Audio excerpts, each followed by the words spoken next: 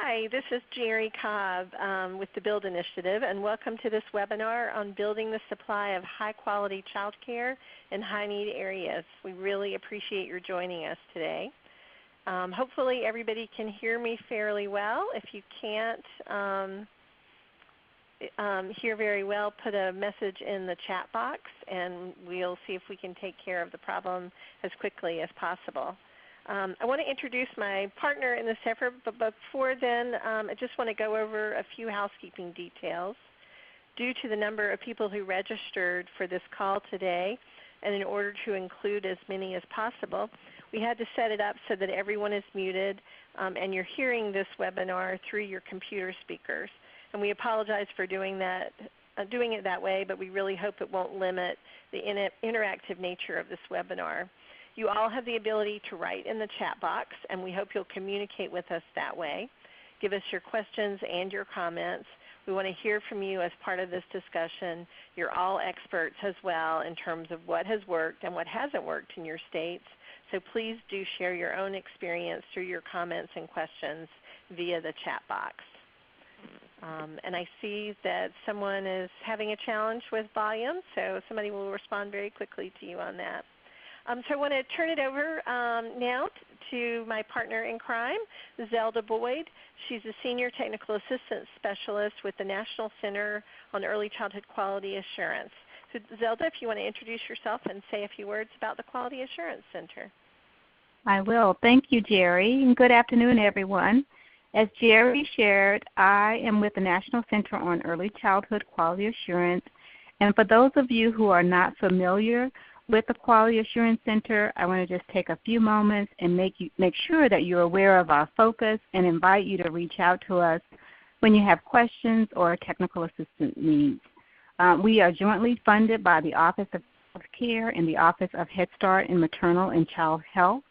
Our priorities focus on advancing strong health, safety, and quality standards and licensing regulations, which is really important. A really important priority in the new federal regulations.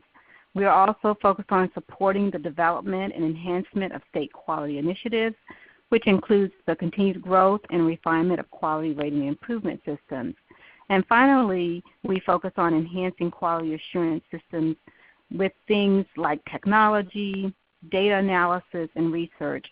And these things make it possible for leaders, policymakers, and staff and others at all levels and other interested parties and stakeholders to successfully engage in continuous quality improvement. So the Center's contact information will be at the end of this slide presentation. Jerry?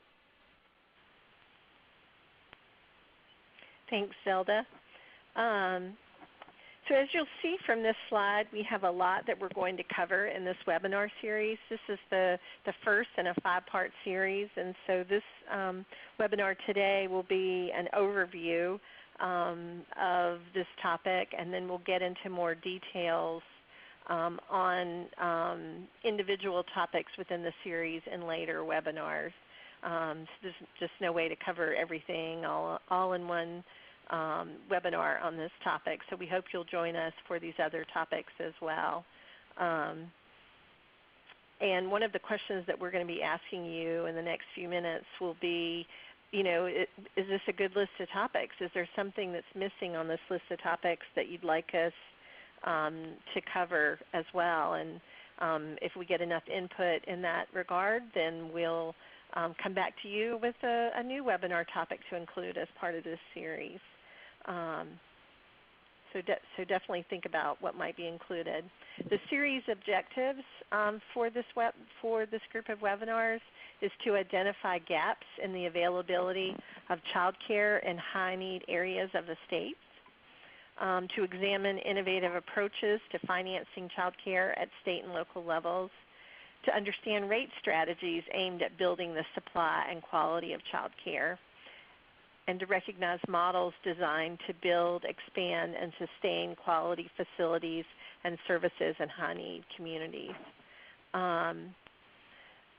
Another thing we want you to think about as well, for those of you who work in your state child care offices, You've got your CCDF plans to develop by July 1st. I think those are due. So we particularly targeted this webinar series as well to think about what states need to be including in those state plans, and how can we share some strategies that will be useful to you in developing your plans. So think about that as well.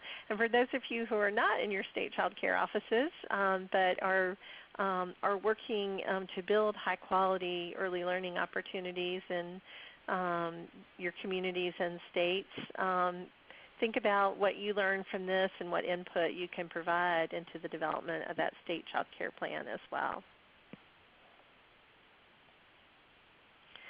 So in this first poll question for you, we'd love to get your input on what other topics we might want to include in this webinar series.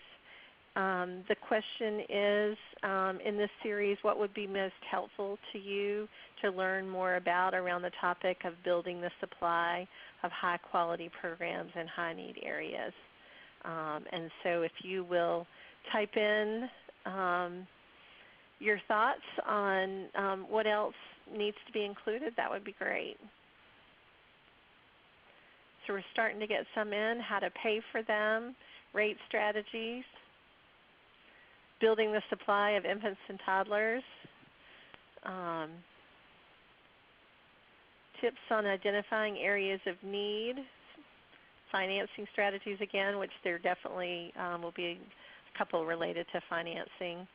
The workforce issue, we were struggling with that ourselves when we were planning for this webinar series. How to retain quality staff, again around compensation.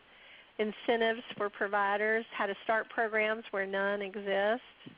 So these are all great topics. And what we're going to do is download all of these after the webinar is over today and start thinking about what else we can include in future webinars in the next few months. So if you have some other thoughts, we're going to move on now to the rest of this webinar. If you have some other thoughts you want to share, feel free after the webinar is over to email me or Zelda Boyd, and we'll give you our contact information. And we'll be happy to kind of think about this and get more information to you as well. So thanks very much.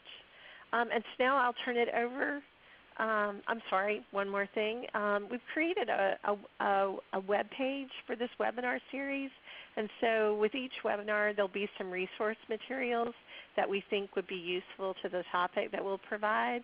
And so in the follow-up email after this webinar ends, you'll get the link to the webinar series webpage. It'll include the recording for today's webinar, any materials that we've gathered that we thought were useful, and also the PowerPoint for today's webinar. So take advantage of that. And if you haven't signed up for the other webinars in the series, you'll find the registration links for those webinars on that page as well. And so with that, I will turn it back over to Zelda. Thank you. Okay, thank you, Jerry. So Jerry has shared the series objectives, and we thought before diving into the webinar, we would take a quick look at our purpose for discussing this topic. So the Child Care and Development Block Grant, CCDBG Act of 2014, and the Child Care and Development Fund Rule includes several provisions that require states to increase the supply of high-quality child care. So in 2014, the Office of Child Care posted an information memorandum. And this memorandum, OCC explains that one of the revised purposes of the CCDBG law is to increase access to high-quality child care for high-need children and families. And this includes children in underserved areas, infants and toddlers, children with disabilities, and children who need care during non-traditional hours. So as Jerry has already indicated, we really think that this conversation is timely, especially as states are beginning to think about and work on their new CCDF plans. So we also wanted to just, again, to set some context by looking at the current landscape of the supply and demand. So this list that you see on the screen is not in any way an exhaustive list, but it hits the broad issues that impact the supply and demand of high-quality care. So over 65% of children under the age of 6 have all available parents in the workforce. Now, of course, we know that not all of these children will need care, but a significant number of these children do require care outside of their home. We also know that high-quality care is not always readily available to children regardless of their geographic area, their race, or their economic status of their family. So children of color and children in rural or concentrated urban areas are often the ones that have the most limited access to high-quality care. And in some cases, they do not have access to any care, close to their home or close to their parents' place of employment. So as we go through this webinar series, you will hear from various speakers. You hear from speakers today and throughout the series, speakers that are looking at and are talking about their strategies that they're using to close this gap between the supply and the demand of quality child care. So we're going to hear from you now again, and we'd like for you to chime in on this poll. We want to know how you would describe the supply of care in your state. Are there green pastures? So there's plenty of child care that is available to all children and all families.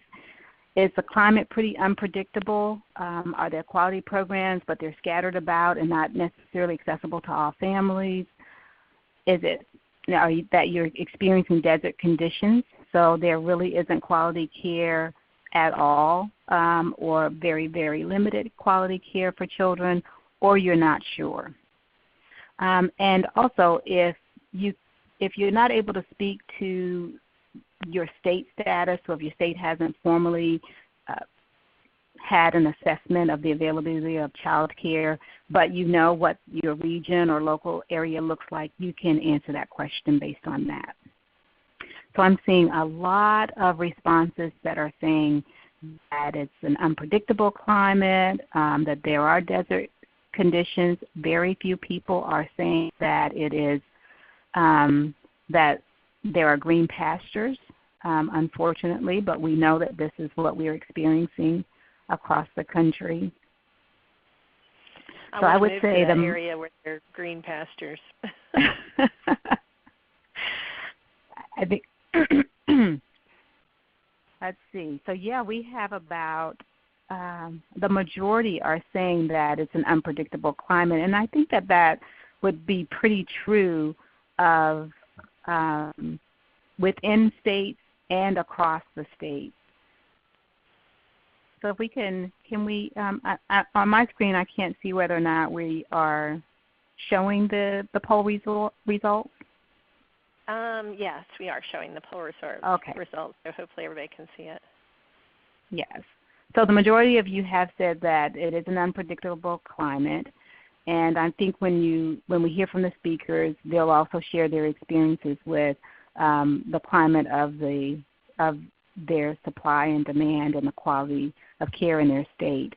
And I do want to thank you all and encourage you to continue to participate in the polls, because your responses really help give a snapshot of what's happening with the supply and demand across the country. We have over 200 participants on this webinar, and so it does help us have a little insight. It's not research, but it does give us a little snapshot. So thanks for participating in that.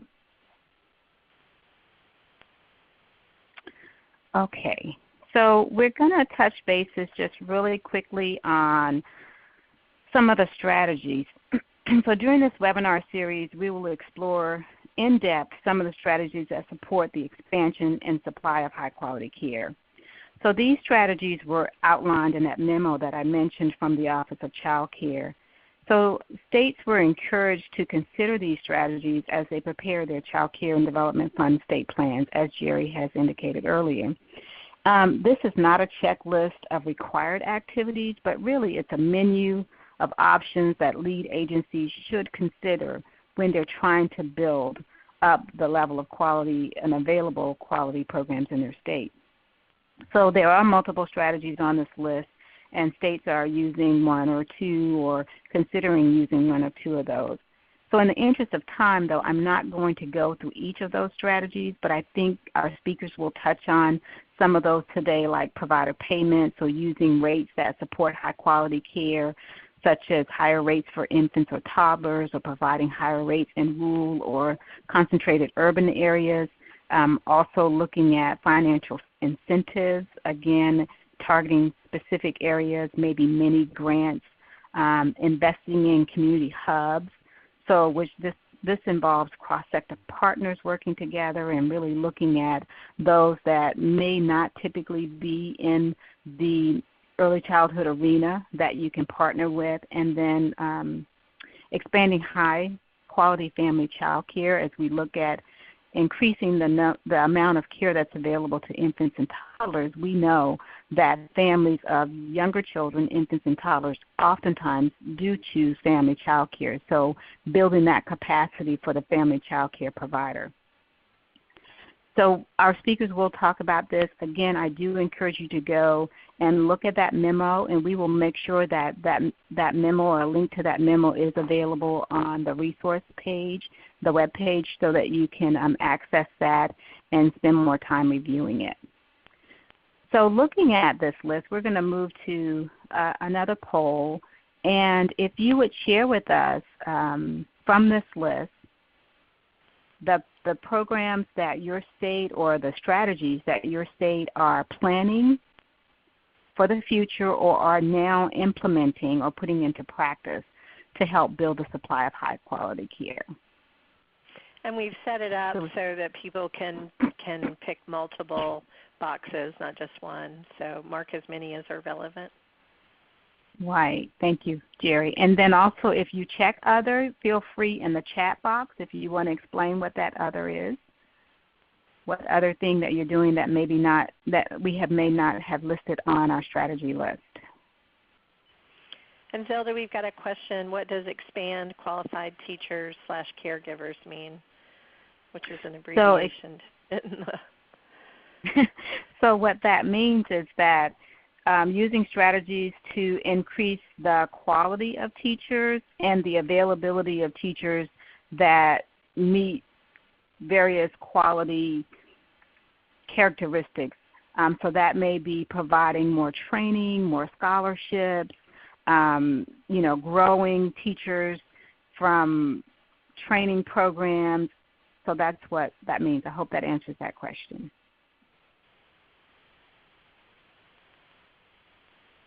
Okay, so it seems like quite a few states are using financial incentives and also using the provider pay rates as strategies to build and expand quality. And then quite a few, it looks like we have a really good mix of strategies that are in place.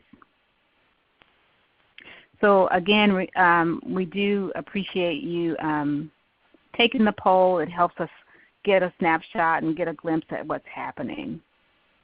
And Zelda, so now we've got a few comments for the other part in the chat box. Okay. One person talks about a local funding initiative to pay for more slots and quality enhancements. And there's another who references the wages program and other types of incentives such as resources and education. Great. So many of those refer to building or expanding the qualified teachers and caregivers. We've got also a reference to partnerships, and so partnerships with the faith community is another one, and a shared services as well that Georgia is implementing as their model. And we'll actually be doing a series of shared services meeting later this year as well as part of this work. Great. Well, continue to add those comments in the chat box.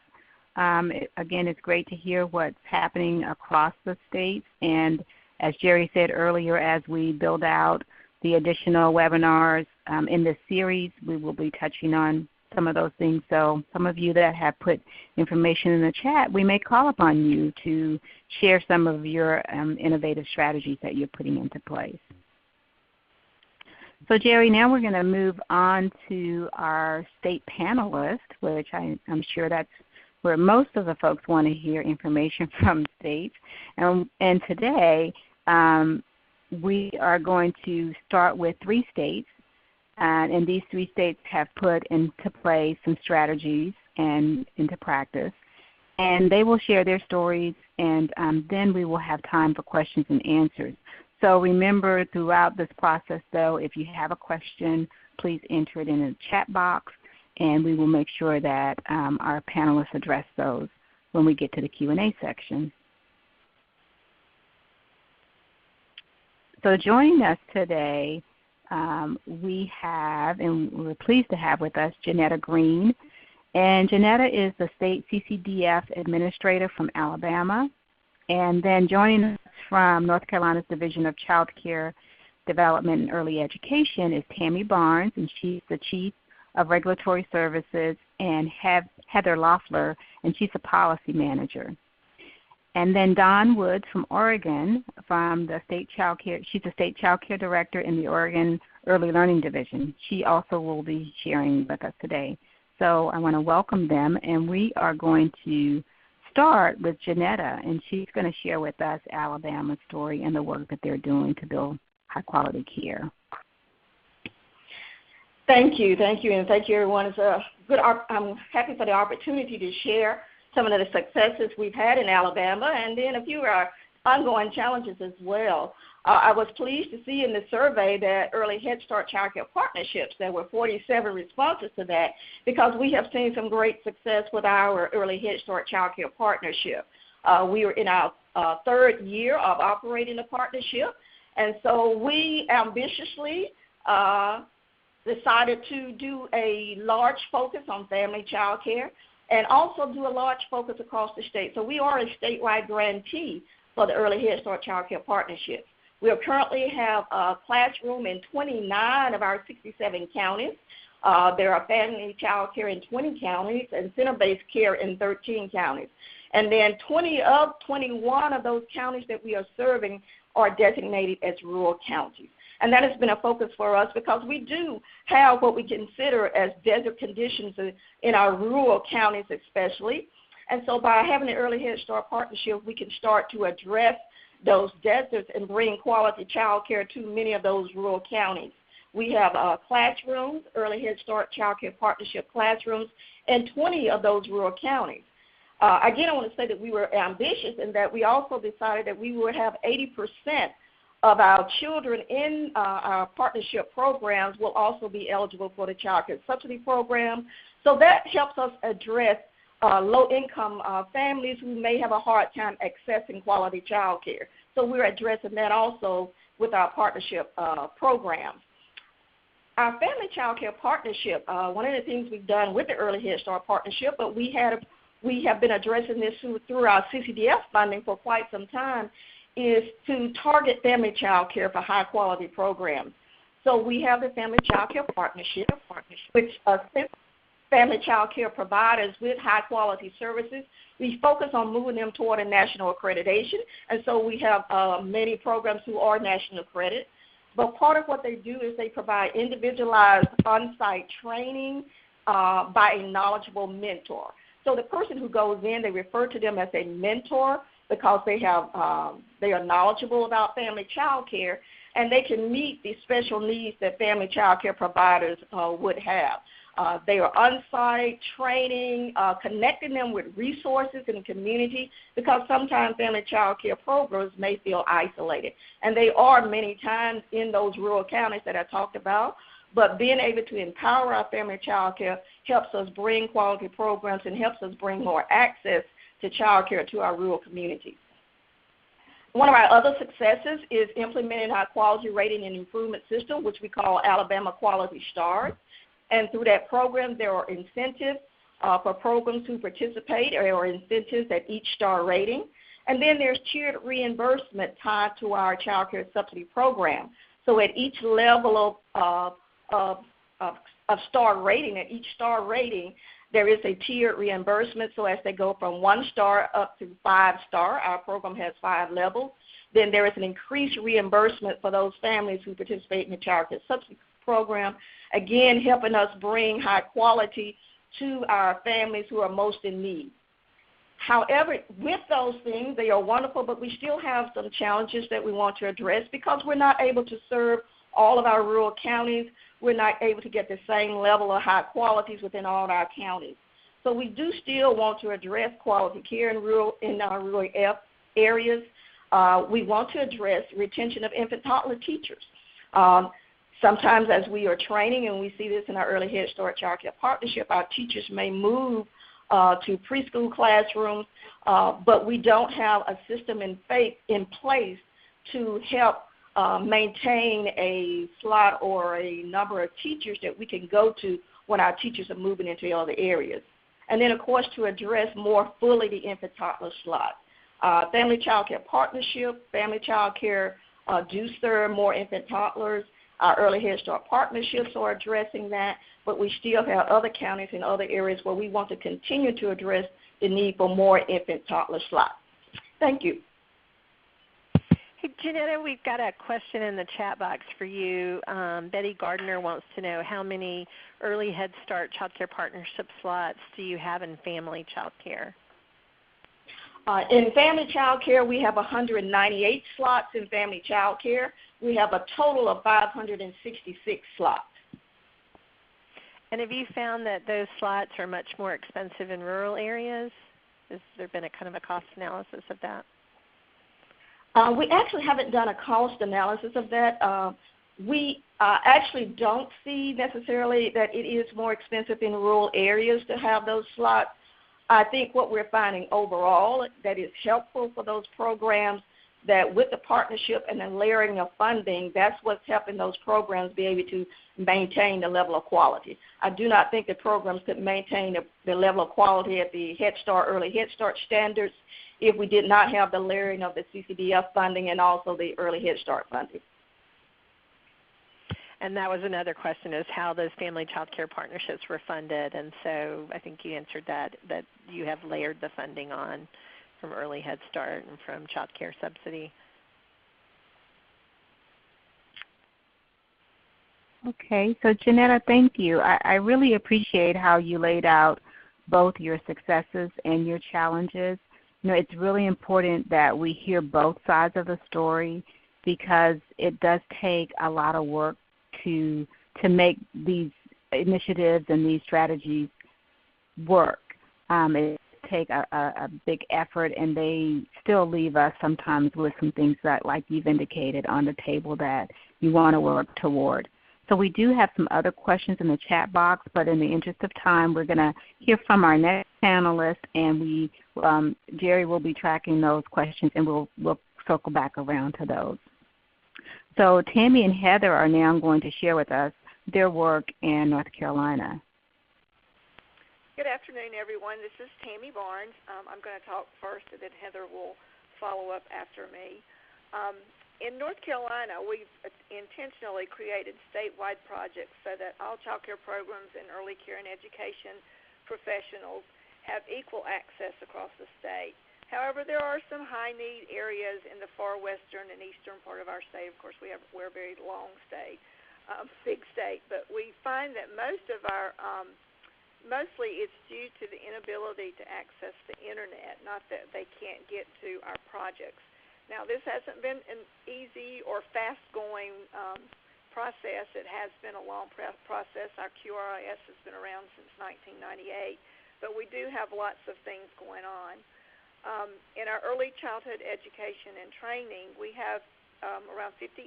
We do have 58 community colleges throughout our state that all have online classes.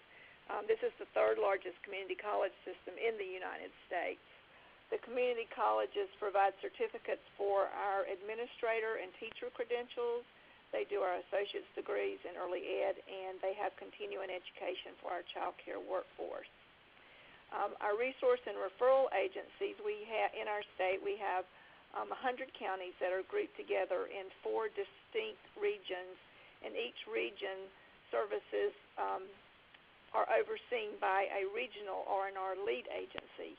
So there are approximately 62 individual R&R agencies that serve families and programs professional workforce and communities. In these 14 regions, they support our infant toddler technical assistance and our healthy social emotional behavior technical assistance. The regions have specialists that actually provide training and go into our facilities to do TA directly hands-on with teachers to show them how to work with these children and how to set up classrooms and give them resources that they need to help them out. All of our local R&Rs provide continuing education, training, and technical assistance for facilities and teachers, and a lot of it is online also. In North Carolina, of course, our child care licensing system is our QRIS. It's not a voluntary program. If you care for more than 2 unrelated children for more than 4 hours a day on a regular basis, you have to be licensed. So they start out with if you're just minimum standards, you have to have a 1-star, and after 6 months, you can apply to be a 2 through 5-star license based on your points accumulated in education and program standards. The star-rated license has increased quality throughout our state, we feel. Child care centers and family child care homes are located in all 100 counties in North Carolina. We have approximately 6,000 facilities. 1,500 of those are family child care homes. And there are a high number of 4- and 5-star facilities. 74% of our North Carolina children are enrolled in the 4- and 5-star programs. A few years ago, our legislators made a requirement that if you wanted to have child care subsidy, you had to be at least a 3-star program. So the majority of our children receiving subsidy are all in 4- and 5-star centers. Our child care consultants and our R&Rs work very closely to get these 1- and 2-star programs up to the 3 through 5 stars. We created development plans for 12 to 18 months that truly help these providers seek areas that would give them higher quality in their programs, and most of them did achieve it. We have very few 2-star programs, and the ones that are about 15 to 16% 1-star, many of those are ones that really could be higher quality, but they just choose not to because they don't need the subsidy, they have high waiting lists. But we're really pleased that most of our facilities are 3 through 5 star. Heather, next slide. We did have one quick question, the clarification on the 74% statistic. Is that 74% of all children in North Carolina in child care or 74% of children receiving subsidy? That particular stat is for any child, all the children in child care in North Carolina. 74% of our children in child care are enrolled in 4 to 5 star programs. Thanks. And the percentage of children in subsidy is actually higher than that, or the percent of children in higher rated quality care who are receiving child care subsidy is in the 80+%, so it's actually an even higher number.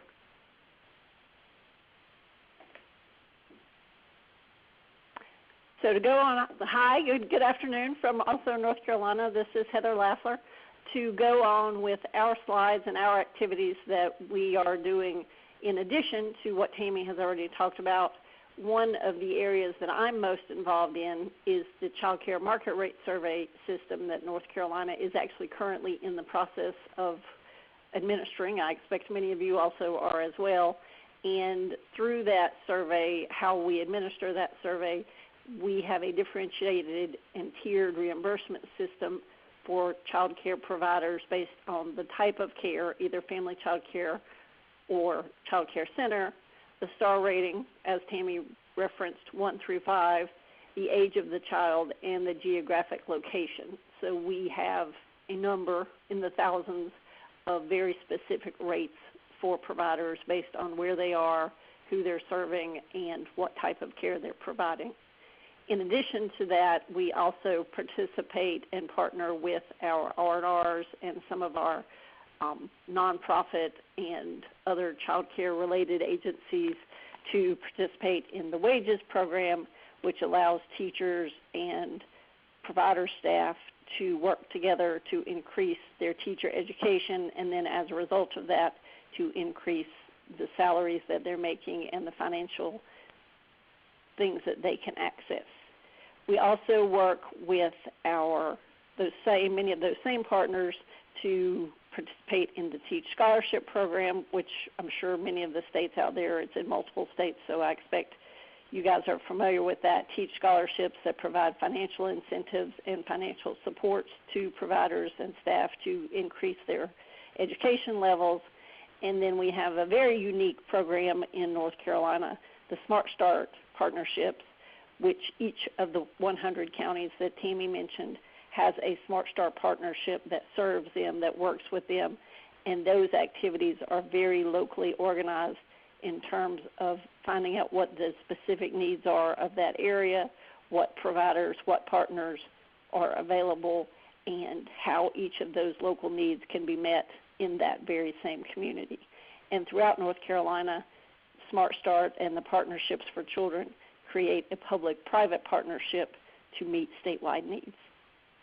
And as Tammy said, we want to make sure and emphasize that all parts of this system have taken time to build. We have lots of partner agencies that help us to do the work that we do. We all try to work cooperatively. We blend our different types of funds and hope that that helps people to be able to do work that each of us individually would not be able to do, but that we all together can work to do.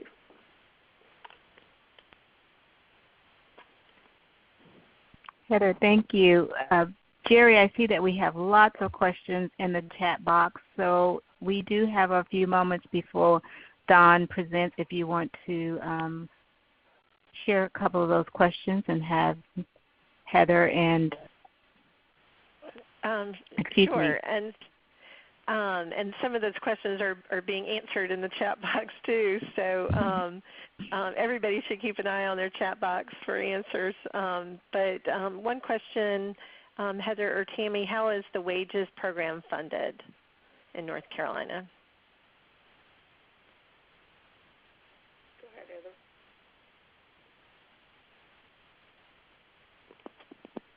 I'm here. I'm just trying to manage my phone. There is some CCDF funding, and there are multiple blended funding streams, and that's a project that we've been involved in for a number of years. We have a very strong resource and referral agency that administers that resource and referral, the regional partnerships that Tammy referenced. So we blend private funds from the child care provider, the facility where the child care provider works, and then also CCDF and other types of funds. Another question is, any support provided to unregulated providers?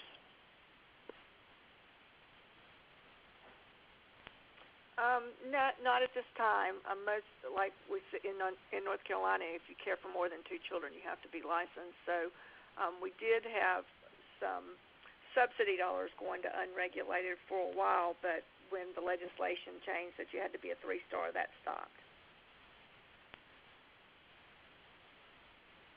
Okay. So Tammy and Heather, this is really a lot of work that you all are doing in North Carolina, and I really do appreciate your last statement. You know, this work does take time, which we all want it done quick and in a hurry, but it does take time, and it is ongoing, and you have to be in that continuous quality improvement mode to really ensure success. So I can really appreciate your final statement along with all the work that you're doing.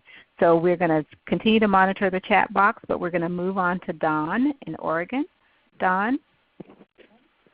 Hi, good afternoon, everybody. I actually appreciate that statement as well in North Carolina, as Oregon is really a state that was really able to build their quality rating improvement system, which we call SPARK, because of Race to the Top, the Early Learning Challenge Grant. Prior to that, Oregon didn't have a QRIS, and so that really allowed us to jumpstart getting that built into Oregon.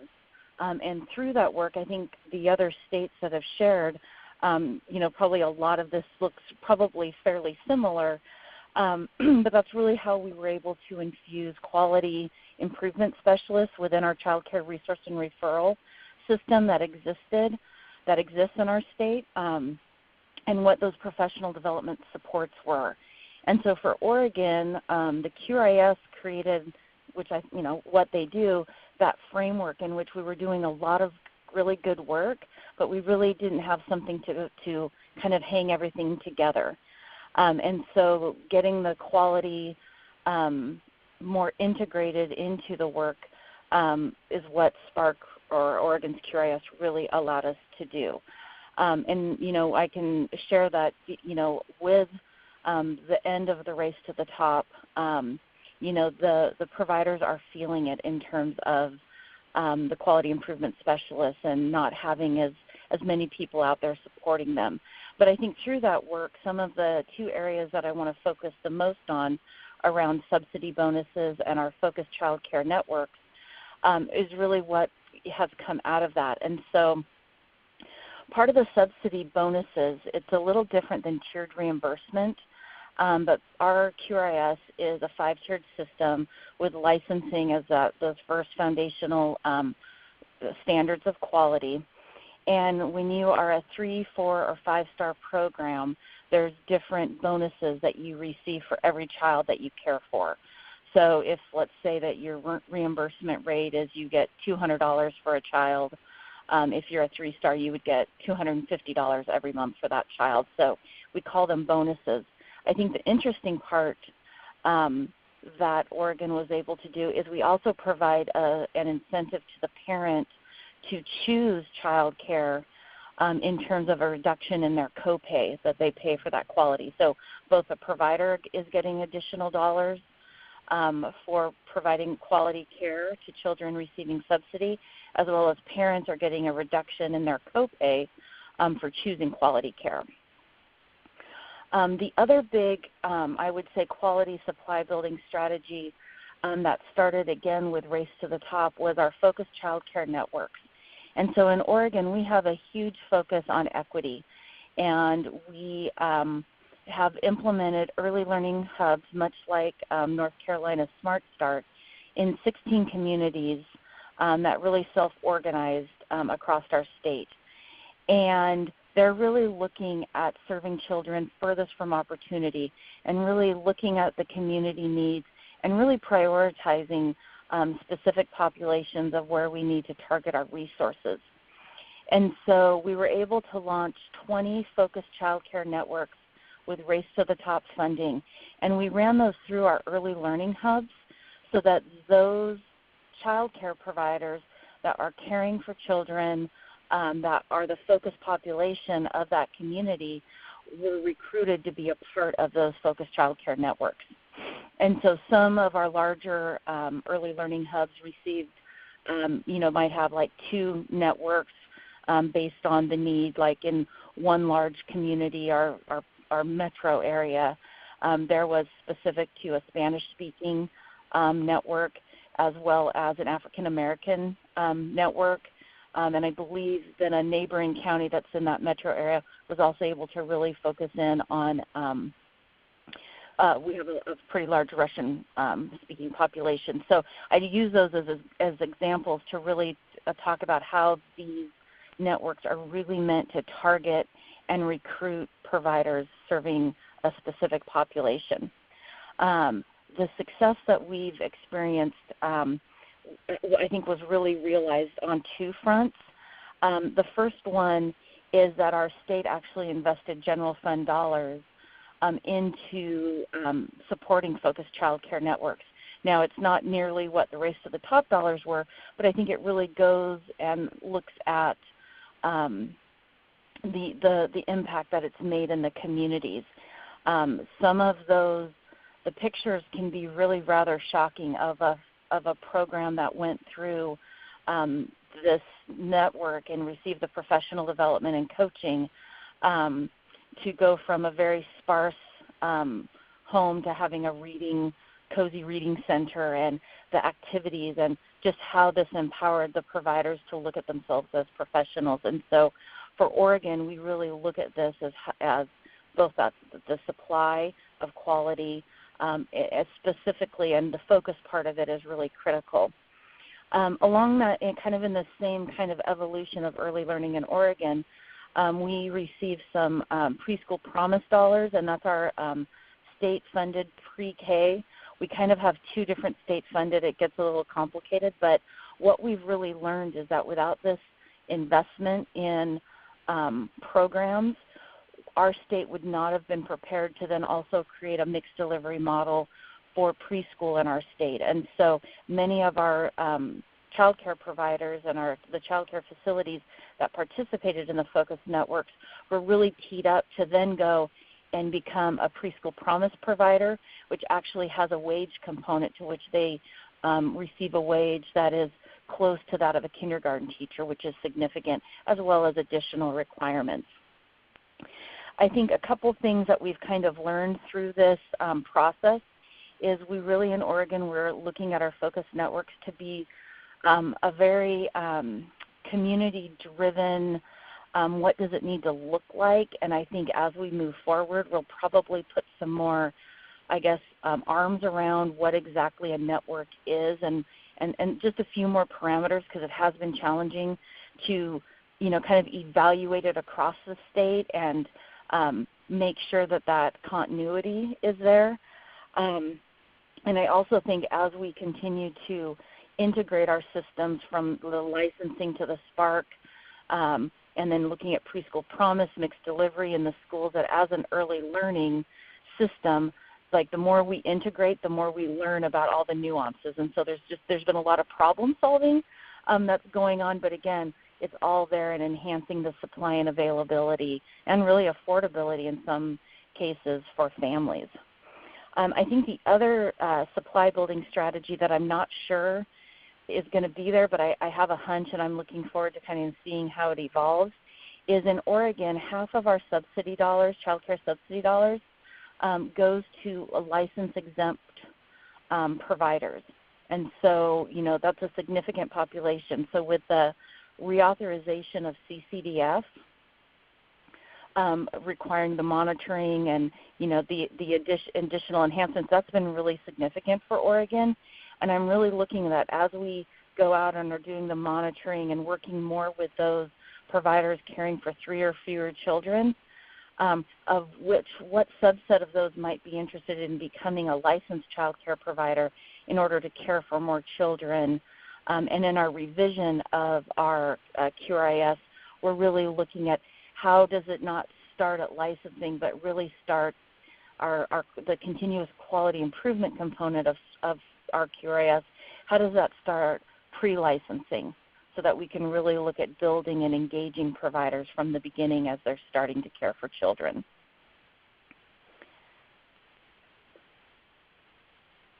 And I see there's a couple questions in the chat box, but Jerry, I'll let you, I'm not sure where we're at with time. Yeah, let's definitely take a few of these. So first one, how are parents provided with subsidy bonuses? It goes through our subsidy. So our subsidy dollars are administered through our Department of Human Services, which is the self-sufficiency, the SNAP. And so those payments, our data systems talk. And so if they choose a provider that is star rated, that it's part of the payment system within our subsidy program. And what education levels in child care get the comparable kindergarten teacher pay? Those would be as a program that becomes a Preschool Promise provider. And so they're at either a 4 or 5 star on our QRIS, and also meet additional requirements in terms of education. Part of their contract in providing preschool to the children in their care and having so many slots is that they also, part of that contract is getting that commensurate wage. Great, thanks. And Zilda, I'm going to turn it back over to you to ask some additional questions across all the states. But I do have one that's already popped up across each of the states that I thought it would be good to just wait to answer. And so I'll put this question out to all of you. And that is there any work that you're doing around focusing on non-traditional hours for child care needs in your states? Is there anyone that has come up with some ideas or strategies around that you found successful, or that didn't work that we all need to know we don't need to try in the future as well.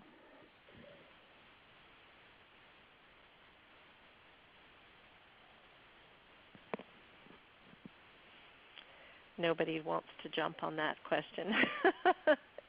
I also put that question out to the group. Go ahead. Well, this is Dawn from Oregon, and I guess, it's the silence obviously shows that it's a challenge.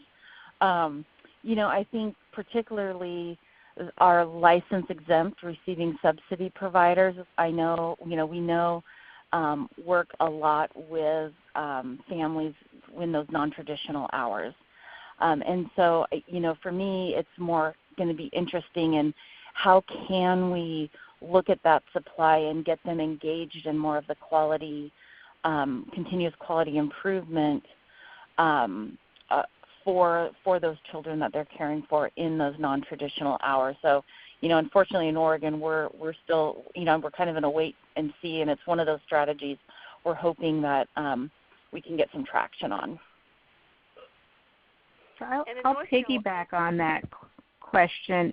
Are you seeing your family child care providers really meeting that need for non-traditional hours?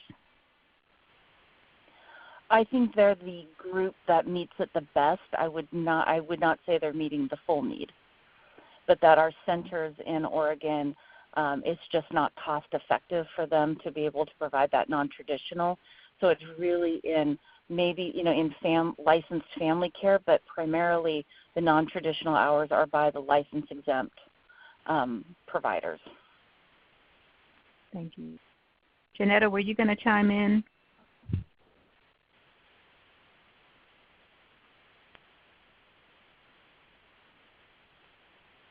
Okay. So I did want to say, Dawn, thank you. One of the things that you said that's really important is that you mentioned a mix of providers, of resources, a mix of funding, and that, I believe, is what helps the states move forward. You mentioned using CCDF funds as well as some state-funded initiatives. I'm not sure if you all are using private funds or not, but it takes all of those resources together to really make an impact. So I have a few questions, and we'll kind of go back and forth between some of the questions I have, and we have lots of questions in the chat box. I know that Jerry's trying to answer many of them.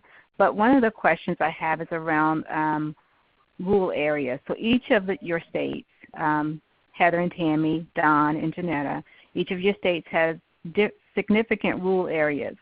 And we know that that's quite a challenge, and you all mentioned that. What approaches have you taken that would be helpful to share with the group and those that are on the phone today that may be grappling with trying to build a capacity in their rural areas? So Janetta has lost her phone connection. I think she has snow in her area. But Heather and Tammy, Don?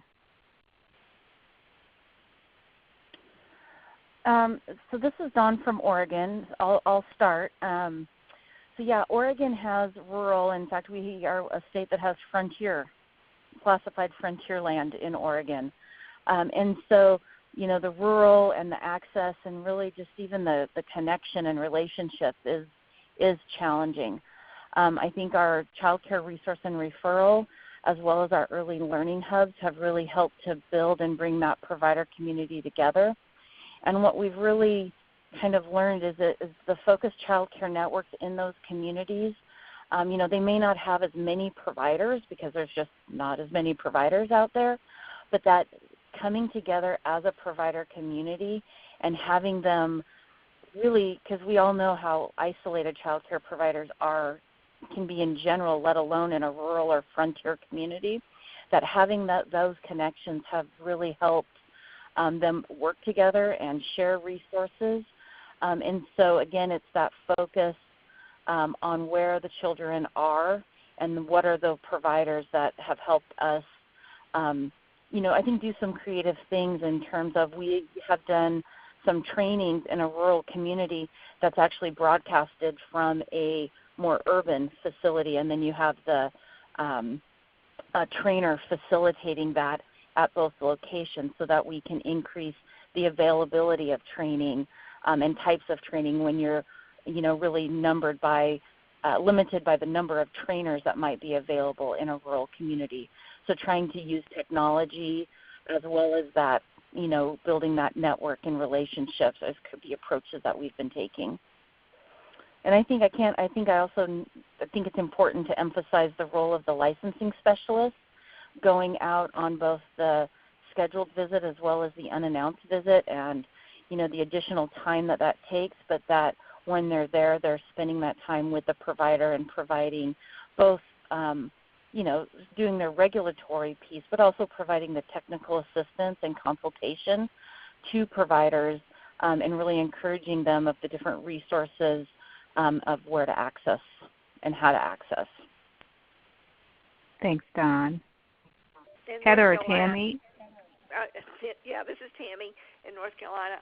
I agree with everything that Dawn has said, especially our child care consultants get out and do a lot of the work in the rural areas, but we depend greatly on our resource and referrals and our Smart Start agencies because we have them in every county across the state or in most of the counties. And they do a lot of the work pulling the communities together, helping the providers with the resources that they need. Thank you. Jerry, do we want to take a question from the chat box? I think we have some questions in our Q&A box as well. We do have quite a few. We had a question. Does anyone have any partnerships with healthcare providers or children's hospitals to support health and safety needs or continuing education for early care teachers?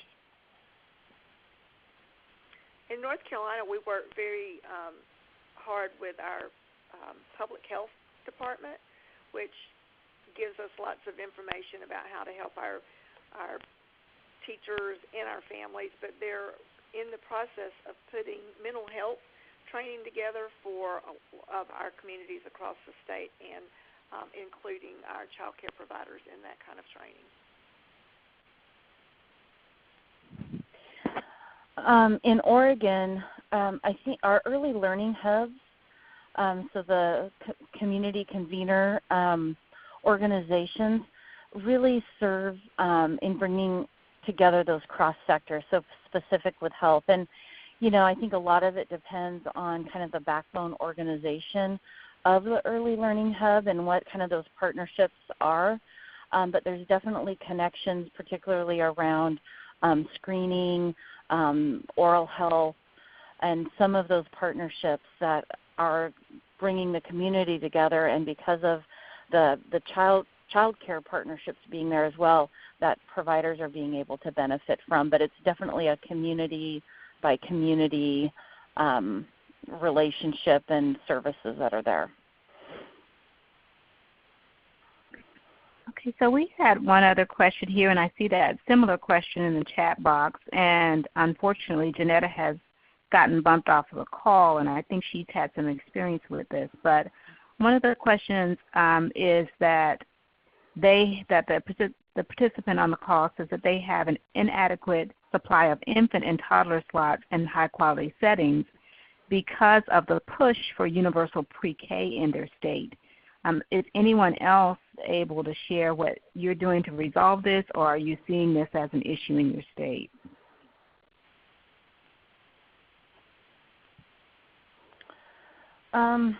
So this is Dawn from Oregon, and I think we've been aware that could be a risk of preschool. I mean, we know the costing out of providing care for a preschool-age child versus an infant toddler, and the supply of infant child care is challenging. We do have a infant toddler rate in our subsidy program, to pay more, but I think that we're really looking at thinking about our preschool from that 0 to 5, and so because of that concern, we actually are completing the infant toddler, the 0 to 3 assessment, and actually received a position last session to hire an infant toddler policy specialist to really help us tackle this. And I think we're when we're talking about the children, we're really making sure that our conversation is about that 0 to 5 realm, so that we're not just looking at the 3 to 5. While that's critical, we know that 0 to 5, so it's just kind of a part of our whole conversation so that we don't lose that part of it, and see that family child care providers is a huge place in which that infant toddler care happens. And so again, the focused child care networks of what can we do to make sure that they have those infant toddlers, they have the resources, and I think all of our continued work is how do we finance that and make a business model that works for infants and toddlers. Thank you, Dawn.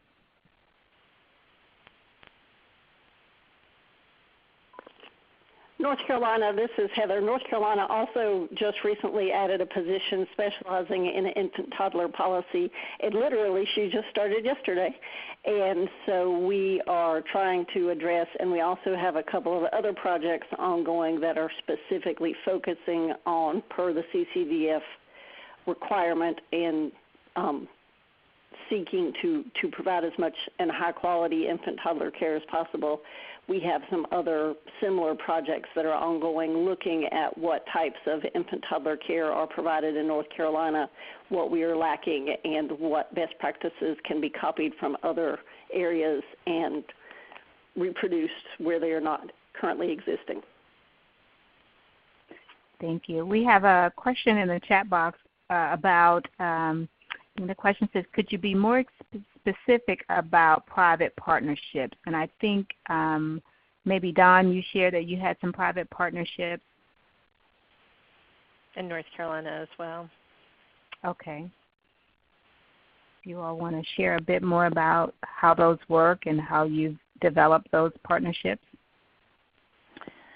Yeah, this is Dawn from Oregon, and I don't think specific to infant toddlers is where we have the public-private partnerships, but we do have partnerships with, I guess there's some businesses that are actually funding some focused child care networks for their employees, such as Intel and Nike, as well as there's a hospital that is helping to fund like their own child care networks. But our philanthropic community has for a long time funded scholarships and other professional development activities to really help with the professional development needs of the workforce. But nothing yet in terms of that specific to infants and toddlers. Okay. Thank you. North Carolina, I mentioned in my slides the NCPC, North Carolina Partnership for Children Smart Start Agency, and I noticed that Donna White commented about the support that Smart Start Partnerships provide for child care health consultants.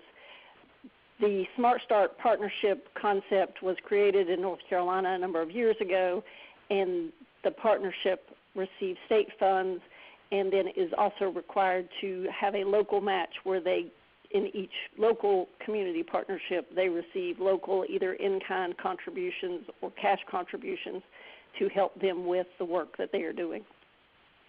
And as far as how that was created, that was a legislative concept several governors ago. Governor Jim Hunt, who many of you are familiar with, created that concept, supported that concept, made it important, and put it in place in North Carolina, and we're glad that that has continued. Thank you. That kind of answered. Go ahead, Jerry.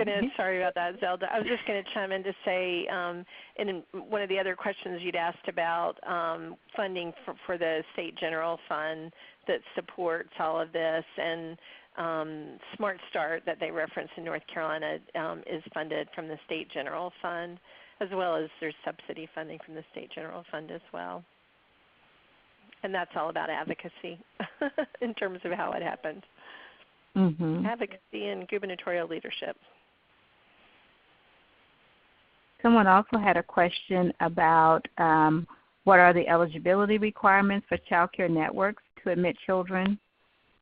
So if there are any requirements for child care networks, I think in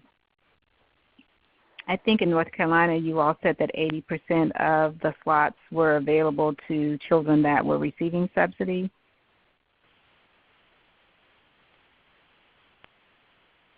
Or maybe that was Janetta. I think Heather said that 80% of our children in subsidized child care were in 4 to 5 star facilities. Okay, thank you. Yeah. I think maybe the question is around Oregon's focused child care networks. And I think the eligibility for, or maybe, did I hear that wrong? Because I could have. The eligibility for networks. Yes, what was the eligibility requirement for child care networks to admit children? So what kind of requirements did those families need to meet, I believe, in order to be in a family child care network? Well, so there really isn't a requirement for the family to meet to be in a network. It's really about the provider and the families that they serve.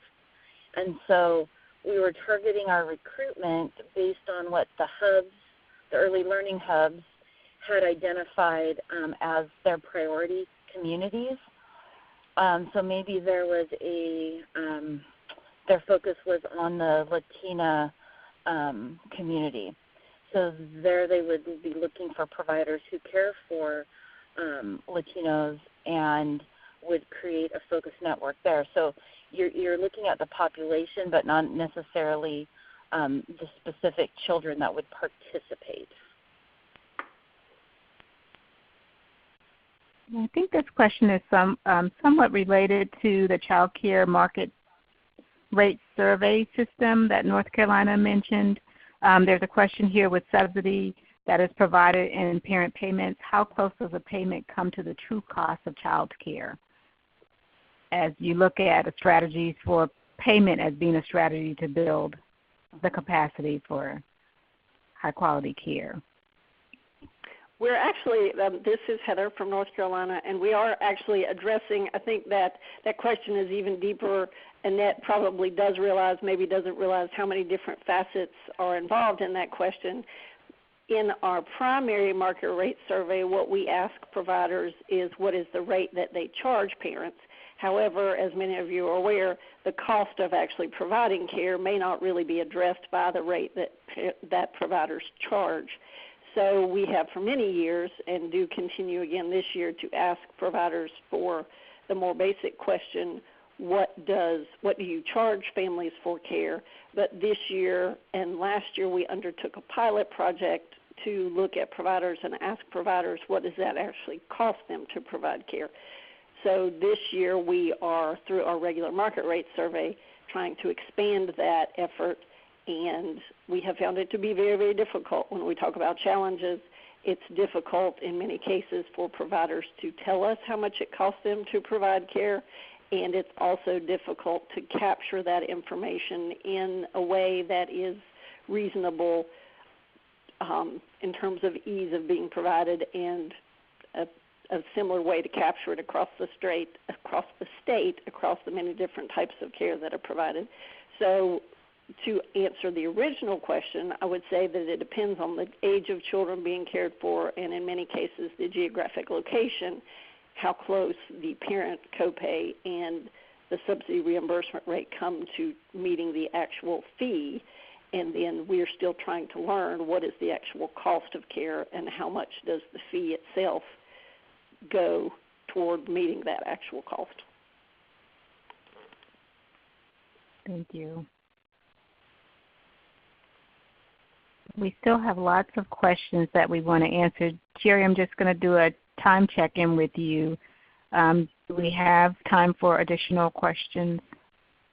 I think we probably have time for one more, and then we'll try and wrap it up. Okay. So anyone in particular that, as you've been monitoring, that we haven't answered? Well, so there's in some ways the summary question from Ben. Have any of these programs reduced the shortage of supply in your states? Is there one you'd recommend more than another? Good question.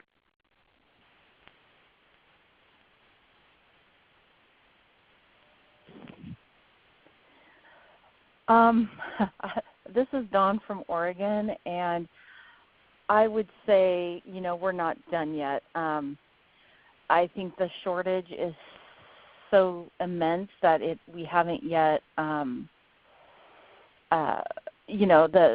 impact isn't large enough yet, but I would say that we do know that there, in terms of the broader QRIS, so I guess I'd talk not just the focused child care networks, which is getting them, and that's really our focus population, but I would say more of our universal approach, that having a quality rating improvement system and connecting all those dots has definitely increased the quality of the supply of child care in our state.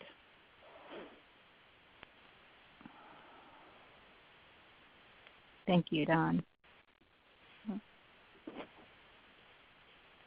Heather or Tammy?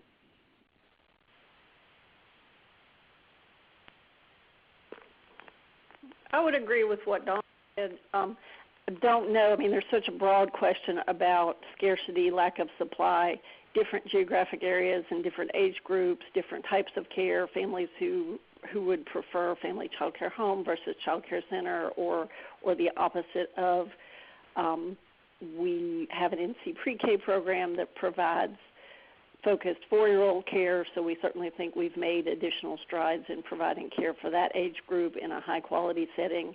Those are located in public schools and private child care center facilities, so that's a various different type of care depending on where parents are located and what type of care they're looking for. I think we really have just focused on trying to increase the quality across all types of care that we support, and then where we are made aware of it, certainly in terms of infant toddler care and making sure that the teachers are qualified and that the care is provided in a high-quality capacity, we are trying our best to meet those capacity and supply needs. Thank you. So I think we have time for our final question, and that question is... Hey, Zelda, Janetta actually chimed in the chat box as well. So, okay. So her comment was, for Alabama, the shortage has not been reduced, but it has brought more focus to the need, especially for infant toddler care, and this need is being brought to the attention of the public and policymakers. And one thing I had wanted her to share that we didn't get to because she got knocked off, that she had shared with us, is that in Alabama they're putting a lot of money into pre-K, which is true in a lot of states, but that one positive benefit of that is that an odd positive benefit, they're not able to fill both the state pre-K slots and the Head Start slots for 4-year-olds because they've got a good number now, and so those Head Start slots are rolling over to be early Head Start slots to support infants and toddlers, and so they have actually increased the number of infant toddler slots, early Head Start slots in the state as a result of their state pre-K program.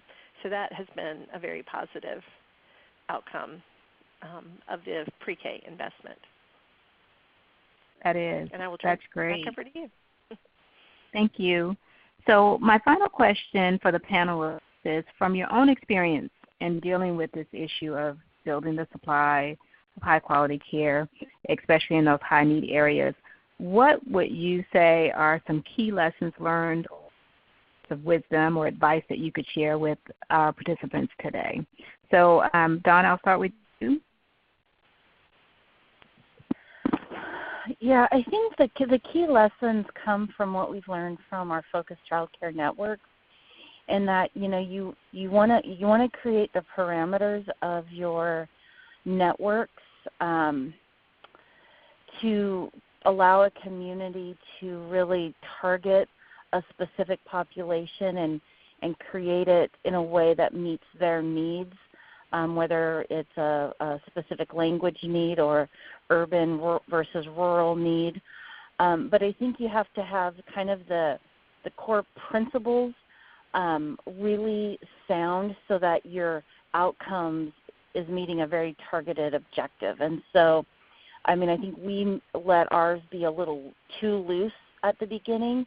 And so as we move forward here, we'll be kind of looking at working with our early learning hubs to figure out what are those key parameters that are needed in order to get the same outcome and really have that focus goal. Okay, thanks, Dawn. Definitely those are good words of wisdom and looking at the core of things. So Tammy and Heather, how about you? Words of wisdom for our participants? This is Tammy.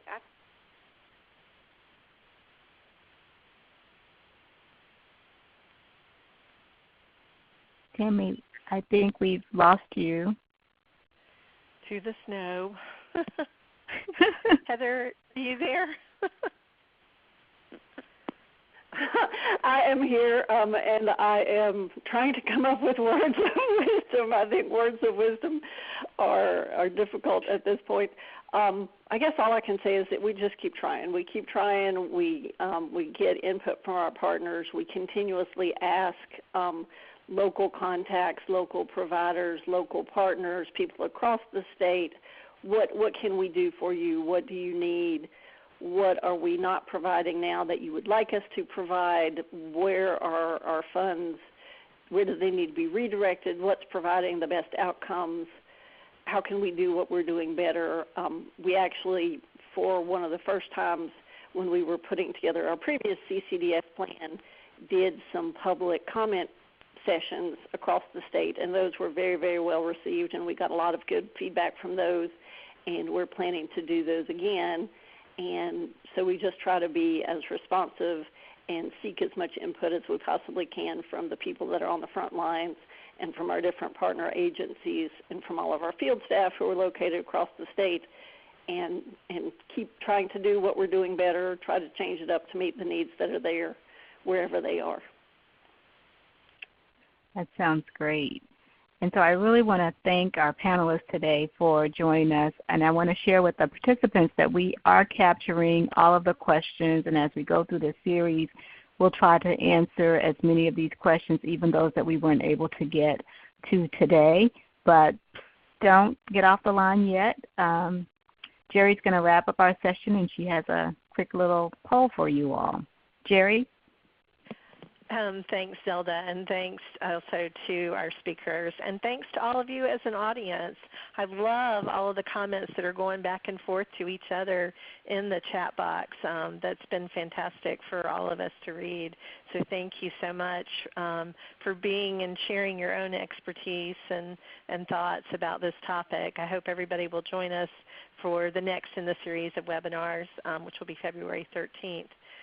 This webinar series is made possible through the federal government, through the Administration for Children and Families and the Department of Health and Human Services, and they do evaluate whether this is worthwhile to you guys or not. So if you wouldn't mind staying on just a couple of minutes longer to answer a few questions, we'd appreciate it. So you should see on your screen this first question of how much was your understanding of this topic improved by this webinar?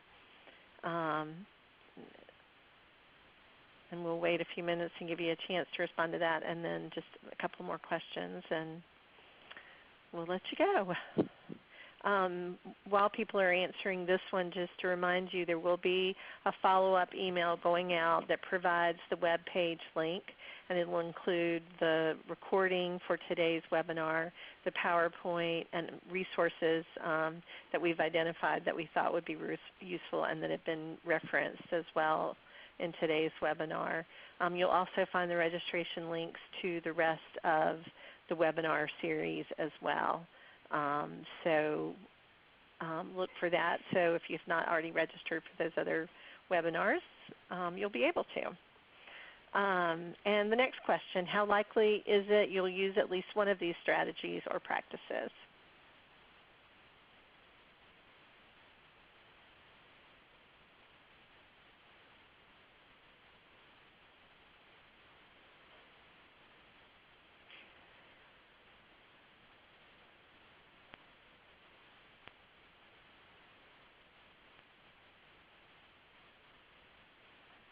And if you have thoughts about other topics that you'd love to see us do a webinar on in this series, definitely please send those along via email to us, and we'll see what might be possible. And we will move to the last question. What was useful, and how can we improve future webinars? So if you have thoughts about that, if you'll give us that feedback as well. And you guys have already proved me wrong. I was sure nobody would stay on and answer these questions, and you have, so thank you very much. The evaluation people I can eat crow for them. And we apologize for some of the technical difficulties we had today. Our speakers in North Carolina and Alabama are in the midst of snowstorms, and any of you who are from the South know that we are just paralyzed when there's snow. So they were on this webinar from their homes, and some lost power and experienced other difficulties. So we're just glad that it basically came off without too many hitches. So thanks for your patience in sticking with us.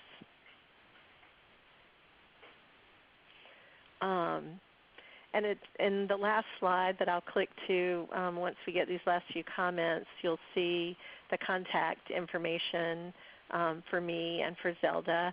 And again, all that information will also be in the post-webinar email that we'll send you.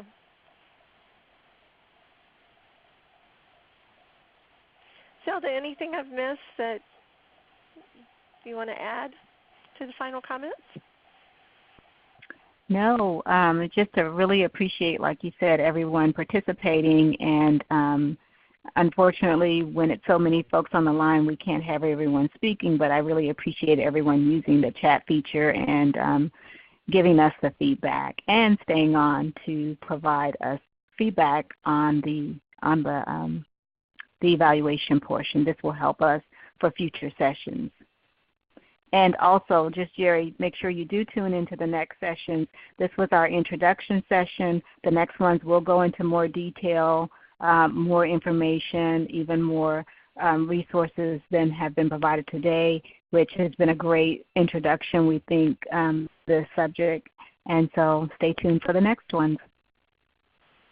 And the next one will be on February 13th at 2 o'clock Eastern Time. And it's going to focus on identifying, mapping, and alleviating child care deserts.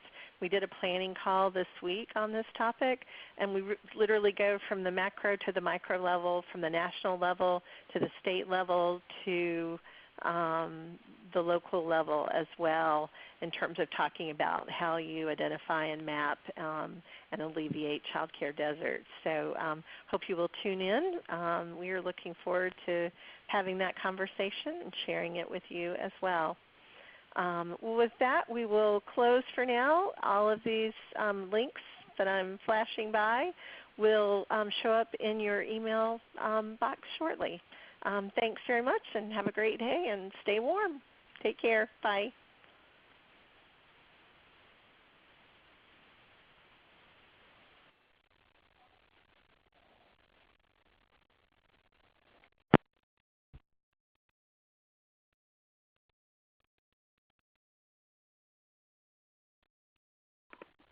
Oh, I mean, just